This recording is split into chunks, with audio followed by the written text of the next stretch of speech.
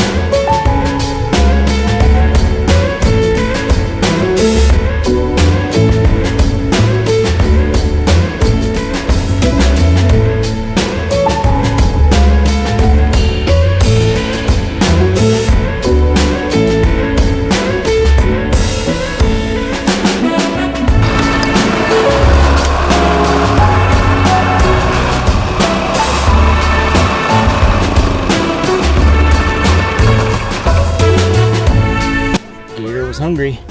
There's plenty to snack on. Linty. It's been a while, so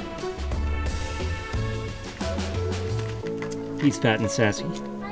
Look at him over there. Copycat. Look at him over there. Waving like he's doing some work. Hey neighbor! Hello? I'm gonna put you on YouTube. Okay. You stand far enough away and you squint, looks pretty dang good, but we're gonna make it look better. This was just the beginning. We gave it a mow, edged it, blowed it all off, cleaned it up, made it look all shiny and pretty, but we're gonna church it up even more. So next thing I'm gonna do, we're gonna rake it. You better start moving and feel the music. Get your groove on and let it use you. When you feel the fire and you know it's right. Just hold on tight. Gonna trade one rake for another. So the light raking is done. Now we're gonna dethatch it by hand. No machine, no liquid. Good old-fashioned muscle work. Just dance. Come on, just dance. Just dance. Come on, just dance. When the heat gets too hard to handle, and you know you're about to get it, and you can reach much higher now, you better believe it. Hold that right there. And that over there. By me bare hands. Mowed it, blowed it, raked it, dethatched it. And now for your viewing pleasure, we're gonna aerate it. And once again, no liquid aeration, no machine, muscle, and manual tool. Not me, this is the manual tool, although I guess I could be labeled a tool as well. Get up, down, move around, get down on the ground, get high and touch the sky. You know the reasons why. Just dance.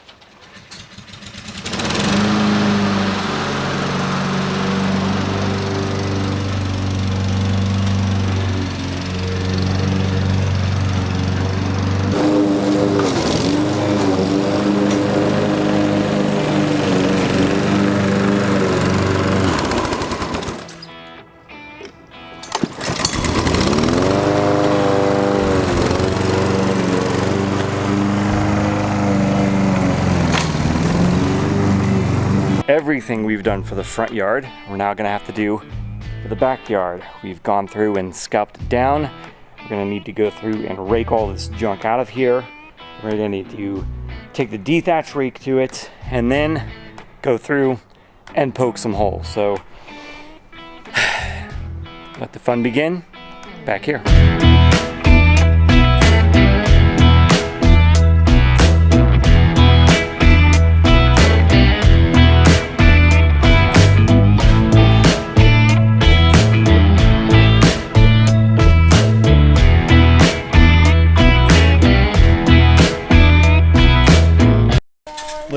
Look who finally decided to show up and help. Been out here slaving away on my own out in the front, and you just standing inside lollygagging and doing nothing all day. Well, I offer, and then you're like, no, go take the kids to the playground, go enjoy your day, and then I come out and you're already exhausted, and we're not even a quarter of the way through. How much do you like that sound right there? Of that dragging on the concrete? It really doesn't bother me. So we still have to dethatch it. We're going through and just raking it for the 400th time to get as much of it out as we possibly can before I drag the dethatch rake through it. And then we'll clean that up, and then I'll go through and poke holes with the $20 aerator thingy majigger. Rent a machine, they say. It's easier. I wouldn't do that, they say. Well, you're a wimp, a wuss. I would have rented the machine.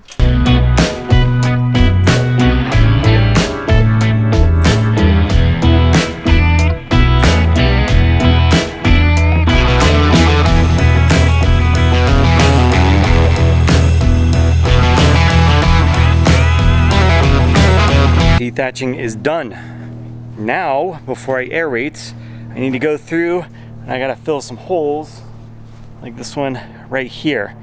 You may have noticed in the front yard where the tree was ripped out, that was filled in.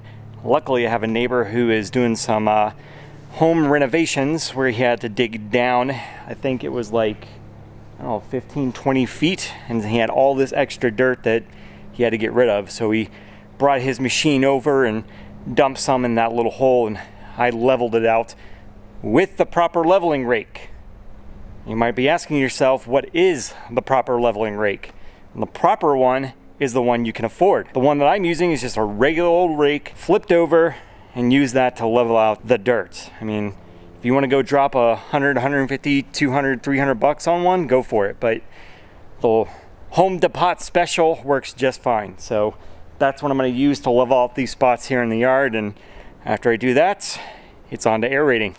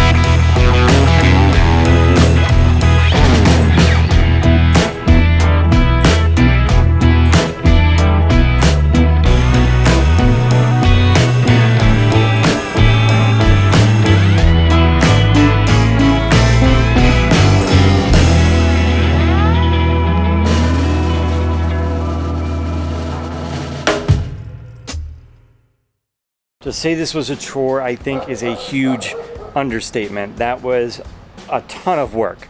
For those that were not keeping score, we scalped down the front and the back, then we went through and lightly raked everything that we could out. We took the dethatch rake to it to get some of that dead material out. Then we went through, lightly raked it again, and then I took my little $20 foot-powered aerator and aerated the front and the back. After all of that was done, I could finally take the seed, throw that down, give it a little bit of food, and then I set the sprinkler timer to water about 3 times a day, about 15 minutes, each time they flip on to try and keep the seed as moist as possible. And I absolutely committed probably one of the biggest lawn care sins out there. I did not cover the seed with anything. Didn't throw down some peat moss on top of it. None of that. Why? Because it wasn't in the budget. My wife and I are very much into budgeting every single penny that we earn, and when it comes to the grass, we've got to work with what we've got. We don't want to overspend, but we want to get the best that we can for the amount of money that we have to throw at it. So for the seed, I absolutely was going to take some suggestions I got, mainly from Mr. Turf Culture. I appreciate him taking the time to kind of advise me on what kind of seed to get to put down for this overseeding project. But it was just outside of the scope. I could not afford to get the seed and the other things that I needed to get in order to get seed down on top of this lawn.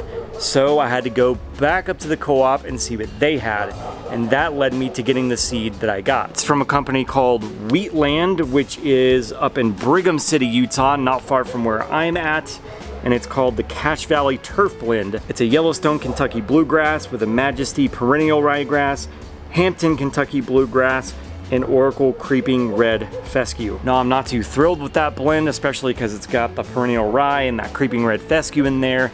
I would have rather had just 100% all Kentucky Bluegrass, but again, I had to work within a budget, and this was the best that I could get right now. As for the fertilizer, I just went with a home to pot special, got the Scott's Turf Builder Triple Action Built for Seeding fertilizer. So per the bag, it says it prevents, jumpstarts seed, and feeds all in the same bag. So the active in that is the mesotrione. As for the analysis on the fertilizer, we got 21% nitrogen, 22% phosphate, 4% potash, 1% sulfur, and 0.5% iron. It is said in the industry that good seed ain't cheap and cheap seed ain't good. Is that going to be the case for what I've done here? Only time's gonna tell. I don't know if this was a middle of the road type of situation. This was all a waste. Who knows? Should I have covered it? Most likely. I don't know. I had a budget to work with, so I had to go as inexpensive as possible while trying to get the best I possibly could. So we'll see. Only time will tell. We literally have to watch the grass grow. Hope you enjoyed this video. Hit the thumbs up if you did. Let me know in the comment section below what you think is gonna happen here, what did I do wrong. Just unload. I don't care. Let's get the dialogue going. Make sure to subscribe to the channel if you're enjoying the content. It's always appreciated. Click on the bell to get the notifications when I upload new videos. Keep on keeping on, and I will catch you in the next one.